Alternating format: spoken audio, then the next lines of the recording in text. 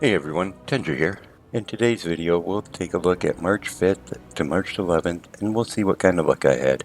This week we had the weekly quest bonus event going, and even though I'm capped on all my reps, I still picked this up, because if I do finish it, it awards me a rep token, and these can be used towards supply satchels.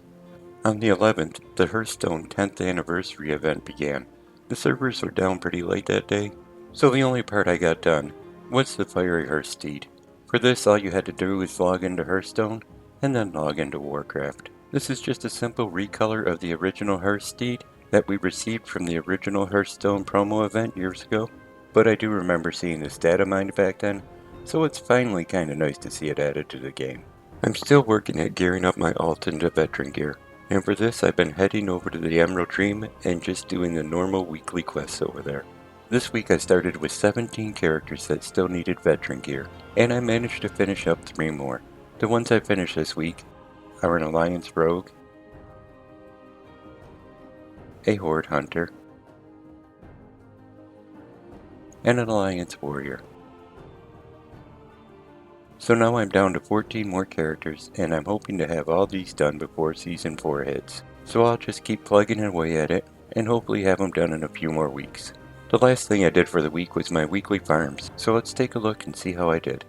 So like normal, I started my first farm, and that was for the Scythe of the Unmaker. For this I have to go over to Mythic and towards the Burning Throne. Once I get over there, this is pretty quick. I only have to do 3 bosses, and once I take out Argus the Unmaker, I get attempt number 100 this week on the Scythe of the Unmaker. I didn't see it drop again, so I'll be back here next week.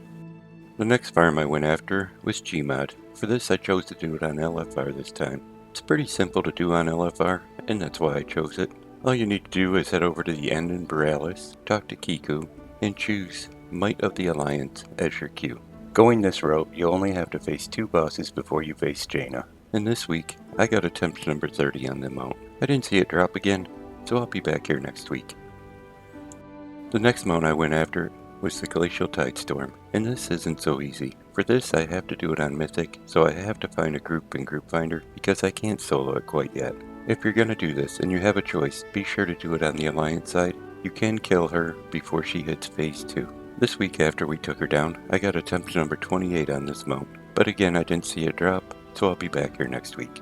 My last farm for the week was my multi-character farm. I know I normally have a few more farms going than this, but I finished up the Hellfire Inferno last week, and I wasn't sure what I wanted to add to the list. I only have about 6 or 8 mounts that drop in raids left to get, so I'm going to think about it for another week before I decide which one to go after. But the one I did decide to do for my multi-character farm this week was the Head of Mimiron. This drops up in Ulduar, but on my way up there with every character I still check for the Time Lost Proto-Drake. I didn't see it on any of the characters I flew through the zone, but it doesn't hurt to look. Once I did get up to Ulduar, I headed inside, and I worked my way back to Yogg-Saron 13 different times. So let's take a look and see how I did.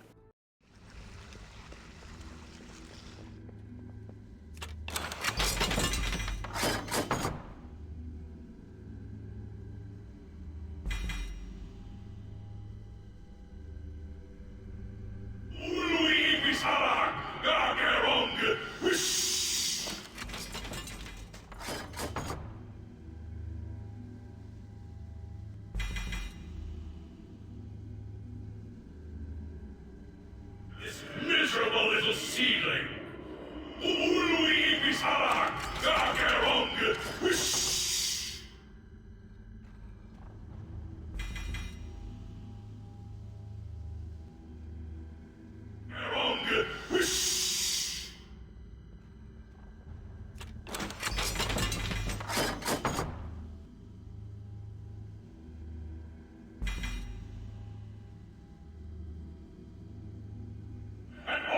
Inhabit this miserable little seedling!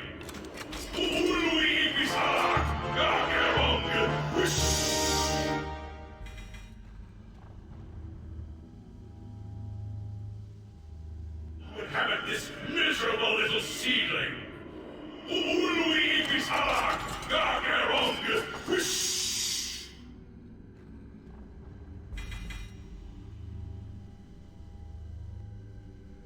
Little seedling! Only make me strong.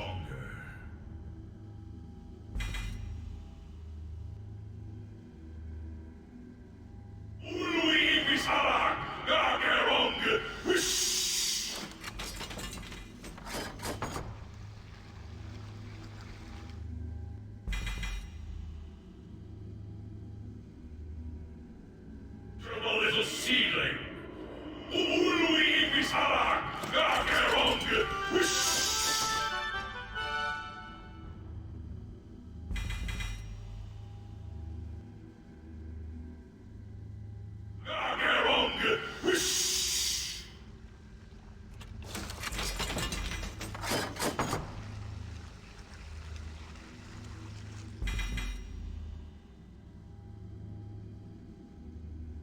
who inhabit this miserable little seedling. Ului Bisarak, Gagerong,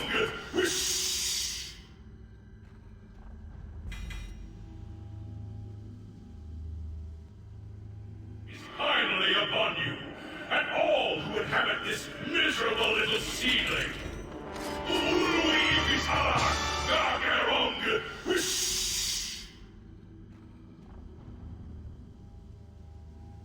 little seedling.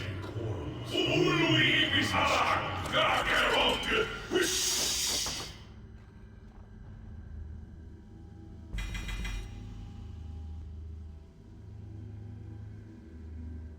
Well, for some reason, my add-on has never told me how many drop attempts I have on this mount. So I'm going to just go with my count as being my first week of doing this as a multi-character farm. And after my first week, I didn't have any luck in here. So I'll be back here next week with another 13 characters to see if that changes up. Now, just in case you're wondering, this week's Transmog set is the Soulforged Dreadplate. This is the last set that Blizzard had done that had covered multiple plate-wearing characters. There's 4 versions of this, as you can see, one from each difficulty of the raid. I haven't tried this raid since Dragonflight has released, so I'm not sure how easy or hard it is at this point, or how many people you need to take with you. I know there's a few mounts in here I need to farm, so at some point in time I'm gonna have to give it a try. But hey, if you enjoyed the video, give it a thumbs up. You can click on subscribe. Thanks for coming by and watching it. I'm gonna send a hi out to my best friend, and you all take care.